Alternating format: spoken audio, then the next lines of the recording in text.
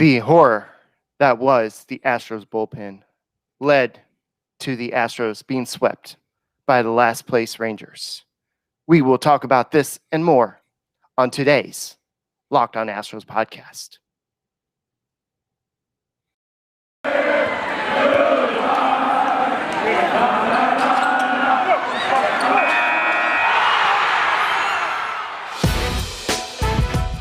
It's the Locked On Podcast Network, your team every day.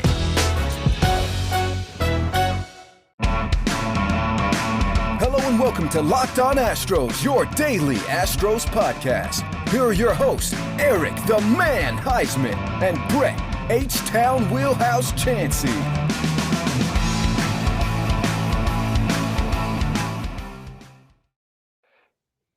We are Locked On Houston Astros, and we hope that you join us for a daily Locked On Astros podcast. My name is Eric Huysman. You can find me on Twitter at Eric Talks Stros. You can find the show at Locked On Astros, your team every day. Brett, where can I find you at? They can find me at H-Town Wheelhouse on Twitter and at Stros411 on Twitter, Instagram, and Facebook. Always positive, always Stros. All right. Are you still positive today after these three games? That's all I want to ask you, because you didn't seem too positive today on Twitter. But we'll talk about that a little bit later. But today's episode is brought to you by Built Bar. Go to Built Bar and use the promo code LOCKED15, and you'll get 15% off your next order. I think we all need a Built Bar after this weekend, because that was a disaster. It's like, okay, how can the Astros bullpen blow it this time? And I know you can't really look at it as it was all the Astros bullpen. It was the starters aren't going deep long enough, and the Astros offense kind of fell asleep a little bit versus the Rangers.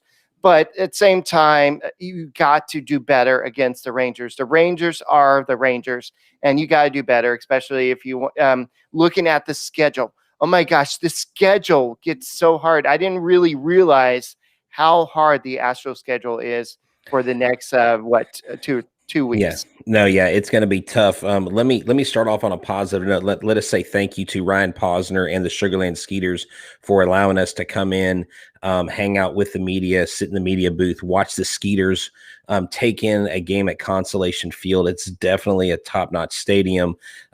They have a great presentation. The team was, it was 3-3 when we left. They had a couple rain delays. They ended up winning 4-3. So they came out on top, and we'll talk about an Astro that everybody's anticipating coming back in a much needed role in Framber Valdez later on. But I'm positive about one thing. I'm positive that I'm glad the series is over. I put out there on Twitter, what are positives we can take away from this series? Someone said, we didn't get pile drive by the Rangers. We beat ourselves. I was like, okay. Someone said Jose Altuve continues hitting streak. Hey, there's a positive. Let's see what else. Well, I don't know. I guess it's good that the series ended. And we're still in the lead for the silver boot. So, hey, the Rangers are still second place in a two-team race. I'm just saying, let's be positive, right? It was a tough series to watch. Imagine being the ones donning the uniforms, how upset they are, because they came in first place. They had a chance to stay in the lead because Oakland actually lost on Sunday, which means they didn't extend their lead any more than a game and a half after this loss. So that's good. There's a positive. So, yeah, man, there's a lot to cover today. All right, so let's talk about Sunday's game. Sunday game was, I think that was one of the more disappointing games, especially with Christian Javier. Christian Javier looked out of sorts today. I believe he walked 6 batters in that game, and he just looked like there's times where he had no control of his pitches. He was just throwing just totally outside the strike zone, and he just had no idea where his pitches were going. He didn't have a rhythm. Yeah, he didn't have a rhythm, but he kept them off the board. I believe he gave up the one run, but that's it. And he limited them to the 1 run in he only 4 2/3 innings. I know he did have 6 walks. He did have 5 strikeouts, and he only allowed the 1 hit. But still, you got to have your starting pitcher go deeper in the game. And he threw 94 pitches, only 50 of them were strikes. That's not great, but when your starter has 6 walks, and then you have your relievers come in and issue another 2 walks, That's 8 walks that the Astros allowed, and the Astros only got 3 walks from the hitters. So it's frustrating that the Astros are going to a situation. But let's talk about the end of the game. Okay, we all know we hate this runner at second base to start the extra inning thing, but that every team has to deal with it. It's not just the Astros. Every team has to deal with this. But you have Adolis Garcia, who's been crushing the Astros. He had the walk-off on Friday, and he had the 2 home runs, he had the 2 home runs on Friday or 2 home runs yesterday. I don't remember. Yeah, the whole series is kind of. Dude, I've lost track of this guy. He's just on fire. I mean, this guy, Eric, he's sitting here. He's probably I would say the hottest hitter right now in baseball, if not, well, I mean, him and freaking Fernando Tatis Jr. That was on yes, he went 2 for 5. He had 2 home runs, but this guy, can we talk about the Rangers manager's comment after the game? Yes. So he said, I'm not going to second guess anybody, but I was a little bit surprised that they did not walk Garcia. Yeah. And that's what Astros Twitter was saying. And everybody's going after Kaplan and Rome and saying, well, why didn't they just walk him? Dusty Baker should be fired and all this. And they should have walked him. And then if you're going to walk him, then you need to go ahead and walk Gallo and then go up against Kiner Falefa guy. Yes. But he would have been up there with bases loaded, but you have the force play at every base. So well, even if you have Garcia at first and you have, Solak at third, you still Gallo may hit into a double play. You in the inning, 2 runs. Double play. The run doesn't score. Here is the thing. I love doing the podcast like after the show. After the game, because during the game, if I were doing the podcast, I wouldn't have any clear thoughts. You could tell my mind was about to explode on Twitter. And I will say this, we knew what we were getting with Dusty Baker and his reputation for bullpen moves. Now, with that being said, I've thought about it a lot. I don't think it matters what order some of these guys are going in. They're just not pitching. They're not hitting their spots. They're giving up hits. Dusty Baker could put in the best reliever and they'd be like, man, Dusty Baker's a genius, like Ryan Presley, outside of that jam shot hit that he gave up. He still has been the most reliable guy in this bullpen. And I thought it was good that Dusty Baker went with him. I still think he should have walked him. It's so frustrating because none of these pitchers are really doing enough. Now, Rayleigh gave up 2 hits and then he got 3 strikeouts. So Rayleigh actually did a good job today on the mound. He was using his slider effectively. He had good movement on it. But it's frustrating, Eric. Carlos Correa in late innings is supposed to feel sexy when he's up to bat in late innings, and he's popping the ball up to first base by the dugout. Miles Straw striking out, looking. There are some things that need to be addressed. Chas McCormick made a great play in right field, jumping up at the wall, in a park that he's not real familiar with, and made a good defensive play. The Astros had a chance to win this game every step of the way. Right. They just blew it, and they got swept, and they deserved to be swept the way they played. Well, here's what Dusty Baker had to say. He said, yeah, we considered it walking Garcia, but I thought with Presley's stuff, he could get him out. He jammed the heck out of him. You can't make a better pitch than he made. And so basically he went with his gut, and his gut said Presley will get the out, and he made a good pitch. This guy is hot. I know he was 0 for 4 before that, but this guy was going to get his due. And this guy I know we did a locker room on Saturday, and Johnny came on and he was talking about, I forgot to put the chat up. Let me get the chat going.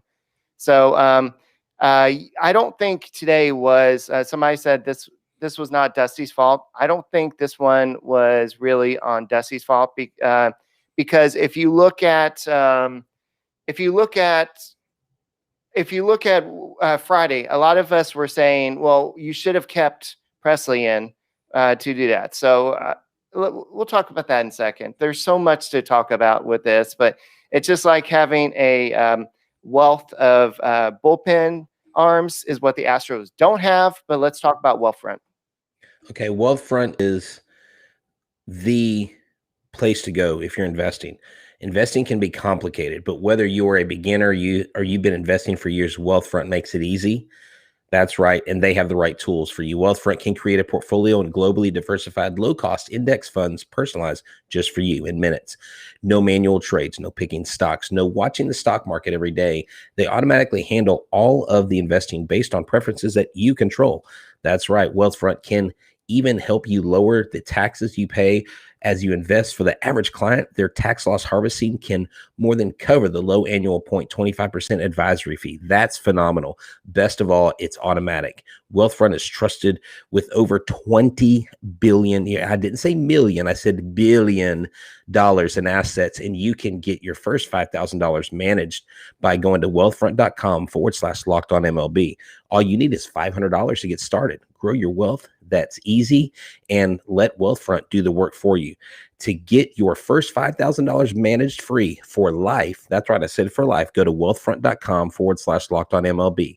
That's wealthfront.com/lockedonmlb to start growing your savings. Go to wealthfront.com/lockedonmlb and get started today.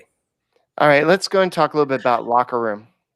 Locker Room is changing the way that we talk about sports. If you've listened to us, if you haven't downloaded the app, download the app. Once a week, we will be live on the air, either Friday or Saturday during a game or post game, where you, the fan, can interact and take part in this great, amazing, venue to get our podcast out. You can even be featured. You can come on stage and you can speak your mind. You can praise Altuve for getting his hitting streak extended, or you can criticize Dusty Baker's bullpen moves, whatever it is. But get in the game with us. Don't sit on the sidelines anymore. Don't just go listen to the radio. Come join us. Locked On Astros. We have you covered with Locker Room Conversations. Be sure to join us this week, Friday or Saturday. We will be on the call. Download the Locker Room app right now. It's currently on iOS devices. Be sure to create your profile, link your Twitter, and join NFL, MLB, NHL, NBA, and more. The latest league updates. Follow me at H-Town Wheelhouse and follow Eric at Eric Huysman, and look for us, and we will be there. I can't wait to hear everyone's thoughts on the Houston Astros and getting back to their winning ways against the toughest teams in the major leagues. Locker Room, changing the way that you talk about sports.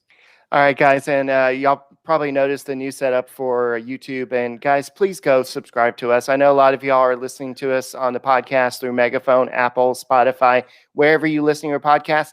But go to YouTube and find Locked On Astros and go and subscribe to us as well. We're trying to get up to 1,000 listeners so we can enhance some of our features that we can do on YouTube. So to retweet this, our YouTube, and just tell your friends. Just say, hey, have you subscribed to Locked On Astros on YouTube? Just go tell your friends. And earlier I was talking about, I know Albert was talking about it's not Dusty's fault. And are you really going to walk a batter to face Joey Gallo? I think the principle there is you don't face Gallo, you walk Gallo to set up the double play and just cross your fingers. And then you're going to face Falefa or whatever his name is. Well, I'll tell you why I would walk Gallo, because Gallo only has 2 hits in his last 20 something at bats. Yes, at this point in the season, I would not walk Gallo. I would pitch to him. I would walk to him to get to Gallo. I know Gallo's a home run threat, but if Ryan Presley's stuff is good, he can't hit the ball that moves, and Presley can pitch him. But yes, it would be somewhat of a crapshoot and is a little bit of a Russian roulette to pitch to Gallo. But the way he's hitting right now, I mean, he's not very good. I mean, he can bunt on, but that's about it. And I also feel this. Why do we keep shifting on Gallo? He keeps getting bunt singles to the left side of the field on us. Let's just stop shifting on him.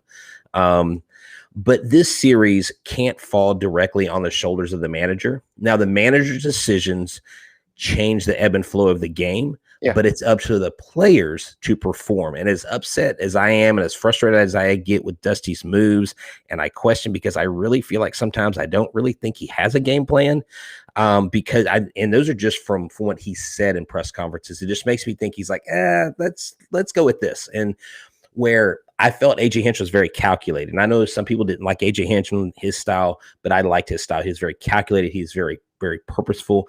Dusty has a different approach. This is what we also have to realize, Eric, and this is what it was an epiphany to me. Since 2019, we haven't had a stellar bullpen. 2020 and this year, we don't have the veterans. We don't have the seasoned vets. We have young guys that are unproven, and they're wild, and they haven't had a long string of success. They've had spurts of success. And so we're putting 2017 to 2019 bullpen expectations on this young bullpen, and I think we need to temper that a little bit going forward. I say if you walk Garcia, you walk Gallo too. Just take the chances. That makes sense. The Rangers have done that. A lot of teams have done that in extra innings. Just to the odds of getting to double play and setting up the double play are what, I don't know, 50-50 or 25. I don't know. But it just seems like a lot of teams are doing that in extra innings just to kind of get the competitive edge. So I'm sure there's some type of analytics that says that kind of doing that. But Dusty Baker said that he briefly considered playing Yordan Alvarez in the outfield, but he's been struggling recently. And so he decided instead of having him play Sunday in the outfield, can you imagine having Alvarez in the outfield with that big, maybe it's just how zoomed out the cameras are, how they have the cameras. I wouldn't put him in an unfamiliar park. I wouldn't put him in a park. Like the first time he plays the outfield has got to be Minute Maid that he's familiar with. Yeah. And if you're resting him because he's slumping, then why would you play him in the outfield? I mean, Eric, maybe it was a necessity thing because they had Brantley at DH, but what did you think about McCormick next to Straw? Well, I think this is kind of a way to say to Straw, look, we sat down Alvarez because he's struggling. He's 3 for 21 on road trip with 4 RBIs, 8 strikeouts, and hitless in the last 10 at bats. And Baker said he's in a funk. He's a little bit lost recently. He's late on his fastballs and early on breaking balls, and that's a funk. Today's a work day. We've got to get him right. But this is Dusty Baker saying to Miles Straw, look, Alvarez is one of the best hitters on the team, and we're going to sit him down to work on things. So Miles Straw, if you're not going to cut it, we're going to sit you down for Chas McCormick. And when the time comes, Jose Siri is doing really good down there in AAA. We saw him steal some base, and we saw him hit a big double and a single on Friday when we went to the Skeeters game. This guy looks legit. He may strike out a lot, especially once he gets up here with the big league pitching. But this guy looks like he's the legit deal. But there is a reason why he was released, or the Astros got him. I forgot how they got him, but there's a reason why the Astros were able to get him on a minor league deal, or however it happened. So I'm not too worried about the outfield situation. I think it's going to settle down, but Christian Javier has walked 21 batters in 48 and 2/3 innings. That is very alarming, especially as sharp as he was to start the year. And then he came back from his little hiatus in was it Corpus? I think they sent him down to Corpus for a little bit, and then I don't know, but it's just frustrating to see him kind of slumping. And then I know that Framber Valdez is pitching. Do you have an update? I know he had a scoreless 4th inning. He had a scoreless 1st and 2nd. I missed the 3rd inning. Do you know what happened? No. Keep talking, and I will go to the live in-game box score. Okay, and we'll do that. Yeah, I didn't have that pulled up. Yeah. So a lot of people are saying that Straw needs to be more aggressive and stop striking out looking. He could be a better defender if he wasn't so afraid of diving plays. And even with the whole, I can't. Oh, there it is. Okay. Even with the whole, like sliding towards to avoid the double play or whatever, it just seems like he slides halfway through, and there's just so much that you have to worry about with Miles Straw. But I think Eric, there's a lot of pressure on him, and I can't say for sure because I haven't ever talked to Miles Straw. I haven't had an interview with him. I'm not a psychologist, but just from what I see, A, in experience, B, like they said, timidness. I mean, you don't go down looking as often as he does without being unsure what pitch you're expecting. You don't miss fly balls or not call someone off in the outfield and let things drop in front of you. An update on Valdez: 4 innings, 2 hits, 2 walks, 2 strikeouts. So he's still in the game, on the lineup. The Skeeters are up 3-0. They scored 3 in the bottom of the second against the El Paso Chihuahuas. I think that's what they're called. Yeah. So Johnny's going a little negative here. He said, when is Baker getting fired, and can we bet on that? So what do you think betonline.ag would say about that? Look at our listeners kicking it to a commercial. BetOnline is the fastest and easiest way to bet on all your sports action. Baseball season is in full swing, and you can track all the action at BetOnline.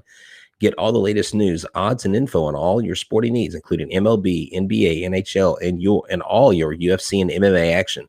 Before the next pitch, head over to betonline.ag on your laptop or mobile device and check out all the great sporting news. Sign up for bonuses and contest information. Don't sit on the sidelines anymore.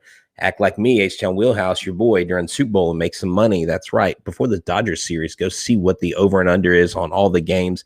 And as your teams prep for playoff runs, or if your team is in the playoffs, whether it's NHL or NBA, head over to the website and use your mobile device to sign up today and receive your 50% welcome bonus on your first deposit. Since the Rockets aren't in the playoffs, see if they're going to get the first round pick. Make a bet on that. Bet Online, your online sportsbook experts. Promo code Locked On.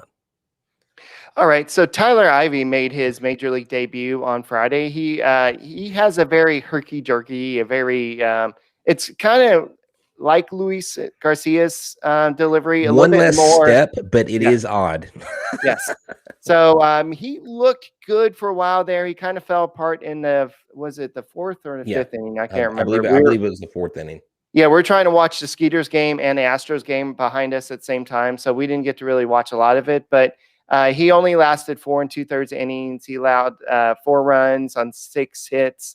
He had 3 strikeouts, but his dad was pumped after his first strikeout, and he is everybody's dad. He's the one that he just looked like a big like a bouncer, somebody that you would want protecting your whatever. But someone said, I bet he was the loudest parent at Little League games. And Tyler Ivey's sister was like, you have no idea. There was a great exchange. I mean, he went viral, and it was funny because they're like, I would dare anybody to say that about the Astros and have to face Tyler Ivey's dad. And of course, some Dodgers fans are like, I can bring him down. And the dude is a hoss. But that was great, though. That's always great when these guys' families get to take part in that. And even though he went back to Sugarland, he got a taste of the big leagues. And so that will probably spur him he's going to watch that game film. He's going to watch what happened, and he's going to dissect it, and he's going to be better for it. So congrats to him for getting his first big league start. The other reason I brought that up is Lance McCullers on Saturday. He threw 41 pitches in the first inning and only lasted 5 innings. I think he threw a total of 105 pitches in 5 innings. And then today you had Christian Javier only going 4 2/3 innings. So what that means is the bullpen was used a lot against the Rangers this weekend. So the Astros' biggest weakness is the bullpen. And we saw how the Rangers won this series, and it was the bullpen. And so that's why the title of this episode is the bullpen horror, because that's what it was. And it seems like Dusty Baker goes to the same guys every time. I know that on Friday we saw Kent Emanuel only pitch 2 2/3 innings. And the question everybody's asking is, why are they not using Kent Emanuel more often? And I don't know. I really don't know the answer. I know that you're asking me earlier, and I know people are calling into a 10th inning show on Sports Talk 790 saying, why are they not using him? And like I told you, there's got to be some reason that they don't trust him. Either Dusty Baker doesn't trust the rookies, or I don't know. He's an older rookie. It's not like he's 21 and out of, or 20 and out of high school. I mean, someone's like, well, 8 2/3 innings. That was just one fluke thing. And he got in by chance. Yeah. He got thrown into the fire and he absolutely excelled. So why the hell wouldn't you at least give him a spot start? Now, no offense to Tyler Ivey, he got the start. He did a decent job, and great for him. So I'm not saying this to knock Tyler Ivey, but I really thought, okay, this is where Ken Emanuel is going to come in. I keep saying that. Well, Ken Emanuel is going to come in here. No, Ken Emanuel's on the bench. Wait, well, maybe they've overused Ken Emanuel. Oh, wait, he hasn't pitched since Friday. Why isn't he in today? It's just like Brian Abreu. I'm going to keep saying it until Brian Abreu shows me this upside that everybody tells me he has. I'm not going to believe it. Like you can tell me there's upside, but what have you done for me lately? And Brian Abreu leaves a lot to be desired. I know he's got the stuff, but you can have good stuff and you can have talent. But if you can't put it in the strike zone, you can't get batters out. It doesn't matter how much talent you have. It doesn't matter how hard you throw. That's why being in the major leagues is such a hard thing. That's why being a major league player is a difficult thing. So when I criticize players and managers, I don't say it from a place of, oh, I'm better, I could do better. I'm saying it because you're up there. It's your job. Like, you've got to do better at your job. And Brian Abreu, they've got to work with this kid, because if he's that great, then they've got to pull it out of him at some point. They've got to pull this talent out of him, because he's not in sync. I don't know if it's the mechanics. I'm not a pitching coach, but if anybody can fix it, it's Brent Strom. And that's what we have to not forget, is we do still have Brent Strom. We have a season to work on this. Let's hope that Dusty Baker's bullpen moves, or our bullpen, doesn't keep us out of a playoff run, or a deep playoff run that we think this team is able to make. All right, so let's do some clickbait. So Blake Taylor will get 3 to 4 rehab outings with the Sugarland Skeeters. Yes. So he should be coming back pretty soon. I know his numbers don't say, oh, I'm really sexy this year, but he is a reliable reliever. And James Click also said that Jose Urquidy will pitch for the AA Corpus Christi Hooks on Wednesday. And he'll probably only need one rehab start, like I mentioned last week. Also, when addressing the bullpen, this is what he had to say, and this is possibly very scary. He said, it's something that needs to be addressed. It's something that we will address with the players that we have. In other words, there's not anybody ready at AAA. Their AAA season has only been, 2 weeks at the most. Well, yeah, it started a month later, so. Yeah, and you're not going to be going out there really making a big trade. Like, I was talking to Johnny on Locker Room the other day, and he's like, well, Eric, who are they going to trade? Yeah. They don't have any top prospects. And, I mean, you don't have to trade top prospects to get a Brooks Raley. I'm not saying go get another Brooks Raley, but we need some bullpen arms. And don't you love that Brian McTaggart tweeted out, the Astros bullpen is kind of a mess. And Colin McHugh tweeted out, guys, I tried. And then his wife's like, Colin, don't say that. So, he would be someone that you would think would, like, gosh, if he was here, he would have been a great signing. He was a solid pitcher. But and our starters, we're talking about our bullpen, but Lance, props to Lance for going 5 innings. After throwing 51 pitches in that first inning, he said, I knew I had to at least get to the 5th inning. And so what happens is these starters start throwing more stressful innings and pitches, because their pressure is like, crap, I've got to go a whole other inning. I've got to last. And dang, my arm's getting worn down early. And so you start risking injury to your starting pitchers, or just their arms needing extra rest. And it's just a domino effect. And Albert brings up a good point. Everybody blames this on Dusty, but I think Strom does have a big influence on Baker's That's true. decision. Just like, because Baker, I think he relies a lot on Stromy to just say, okay, so who should we go to? So there's got to be some reason why they're not going to Kent Emanuel. And I don't know what the reason is. Well, I wonder what that conversation's like. Not to quote an old school, I say old school. It's old school for younger people.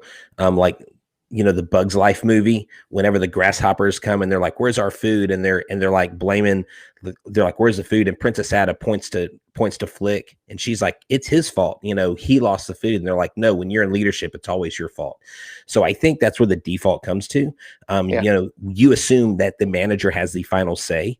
In the end, I don't think that there's that much of a contrast. Like, I don't think Brent Strom says, I want Stanek, and then Dusty Baker goes, no, I want this guy. I don't think that happens, but I wonder how much say Brent Strom has over what Dusty decides. Baker has the overriding decision. He's the one who has the final call. Right, but I wonder how much he lets Strom play into what he wants to do, is what I'm saying.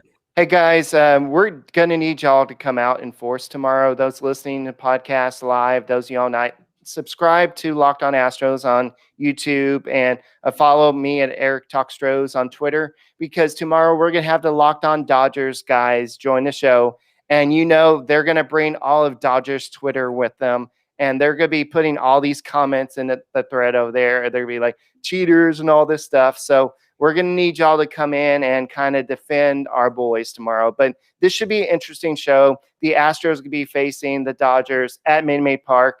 Hopefully y'all going out to the game, but the best part is we're going to be facing Trevor Bauer after all this trash talk. And this is what he said in February of 2020. I'm not going to let them forget the fact that they are hypocrites. They are cheaters. They've stolen from a lot of people and the game itself. Wow. Wait, this is Pine Tar Boy? Yeah. I won my only Cy Young in a 60-game season using pine tar to up my spin rate 5,000 revolutions per minute. Oh, get off of it, Trevor Bauer, Tyler Jr., whatever. You have a house here in Houston. You love it. And you know what? Dude, I'm ready for it. And I know the Astros are going to be ready for it. I really hope that their bats come alive. And I hope he tries that samurai sword bullcrap, celebration he has, like he's some NFL linebacker sacking a quarterback, sacking Peyton Manning in his last year before he retires. But whatever, dude, I'm ready for this series. Eric and I will be there Wednesday night watching the Dodgers. So if you guys are at the game, we will be sitting in the fancy seats in the club section. So come see us. Yeah, guys. So that's all. I'm really pumped up for tomorrow's show. So make sure you go subscribe to us on YouTube and tell your friends, and let's join discussion, because tomorrow's show is going to be lit. The Dodgers hosts are going to be coming in, and it's going to be crunk, as the kids would say 20 years ago. But they don't say that anymore, Eric. That was like 10 years ago. That's what I said 20 years ago. So that's all we got for tonight's Locked On Astros podcast. Make sure you check us out tomorrow. And today on the Locked On Today podcast, are the Suns fans disappointed that they have to face the Lakers? Get more of the sports news that you need and less time with the Locked On Today podcast. Follow the Locked On Today podcast with the Odyssey app or wherever you get your podcast.